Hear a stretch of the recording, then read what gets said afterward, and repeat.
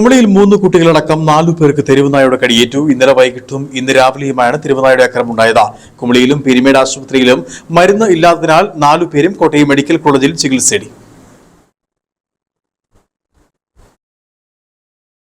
കുമളി കൊല്ലമ്പട സ്വദേശികളായ 14 വയസ്സുകാരൻ ശ്രീനന്ദു ദീപു, 13 വയസ്സുകാരി ജസ്ന ടൈറ്റസ്, 10 വയസ്സുള്ള അനിരുദ്ധ് കുഴിക്കൽ എന്നിവരെ ഇന്നലെ സന്ധ്യയോടെയാണ് നായ കടിച്ചത്.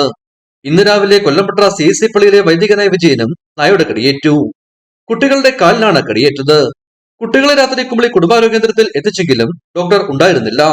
ഇന്നലെ വൈകുന്നേരം കൊച്ചിനെ കടയിൽ പറഞ്ഞു വിട്ട് തിരിച്ചു വന്ന വഴി കൊച്ചിനെ പട്ടി അടിച്ചു. നമ്മൾ തിരിച്ചിവിടെ വന്ന് നേരെ ബാർസോപ്പിട്ട് കഴിവുകയൊക്കെ ചെയ്തു. തിരിച്ച് നമ്മളൊരു ഫസ്റ്റ് എയ്ഡിന് വേണ്ടിയാണ് നമ്മൾ നേരെ ഗവൺമെൻറ് ചെന്നത്. അവിടെ ചെന്നപ്പോൾ ഒരു ഡോക്ടറില്ല, ഒരു ക്ലിനിക് സ്റ്റാഫും ഉണ്ട്, ഒരു നേഴ്സും ഉണ്ട്. അവിടെ ചോദിച്ചപ്പോഴത്തേക്ക് ഡോക്ടറില്ല, ഇതിന് പ്രതിവിധിയില്ല, ഇത് നിങ്ങൾ വേറെ എങ്ങോട്ടെങ്കിലും കൊണ്ടുപോകാനാണ് അവർ പറയുന്നത്.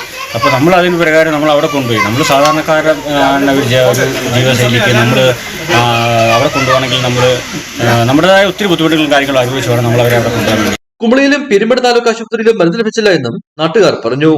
ഇതോടെ അവർ കോട്ടയം മെഡിക്കൽ കോളേജിൽ ചികിത്സ തേടി. അപ്പം അവിടെ ഒരു ഫെസിലിറ്റി കാര്യങ്ങളില്ല. പിന്നെ എന്തിനാണ് ആ സ്ഥാപനം അവിടെ തുറന്നു വെച്ചേക്കുന്നത്? ഒരു 2 വർഷം മുമ്പ് എന്നെ ഒന്ന് പട്ടി അടിച്ചു. അന്ന് ഇല്ല, അന്ന് ഈ കണ്ട മരുന്നും കാര്യങ്ങളെല്ലാം വാക്സിനേഷൻ കാര്യങ്ങളെല്ലാം ഉണ്ടായിരുന്നു. ഇന്ന് എന്തുകൊണ്ട് അതില്ല? അതാണ് നമുക്ക് ചോദിക്കാനുള്ളത്. സാധാരണക്കാരന് ആവശ്യമുള്ളപ്പോൾ നടത്താൻ ഓടിച്ചെന്ന് കയറാൻ പറ്റിയ രാഷ്ട്രീയമാണ് 24 hours എന്ന് പറഞ്ഞവരിട്ടേക്കുന്നു. ഇന്ന് രാവിലെയാണ് വൈദികന് കടിയേറ്റത്. ഇദ്ദേഹവും കോട്ടയത്ത് ചികിത്സ തേടി.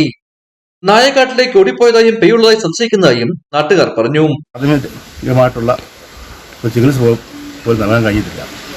അതുപോലെ തന്നെ ആംബുലൻസ് ആവശ്യപ്പെട്ടപ്പോൾ ആംബുലൻസിനകത്ത് മരുന്ന് കയറ്റി വെച്ചിരിക്കുകയാണെന്നാണ് അതുമായി ബന്ധപ്പെട്ട ആളുകൾ പറയുന്നത്. ഒരു സാധാരണക്കാരന് ഒരാവശ്യം വന്നാൽ ഇതുപോലെ എന്തെങ്കിലും സംഭവം ഉണ്ടായിക്കഴിഞ്ഞാൽ കൂടി ചെല്ലാൻ കഴിയുന്ന ആശുപത്രിയാണ് കുമളി പ്രാഥമിക ആരോഗ്യ കേന്ദ്രം.